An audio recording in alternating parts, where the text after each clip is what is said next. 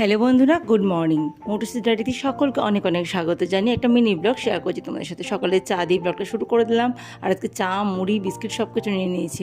তারপরে ব্রেকফাস্টে আজকে বানাবো ভাত ভাজা। তোমরা কি কেউ বেঙ্গলি ব্লগ দেখতে ভালোবাসো বন্ধুরা?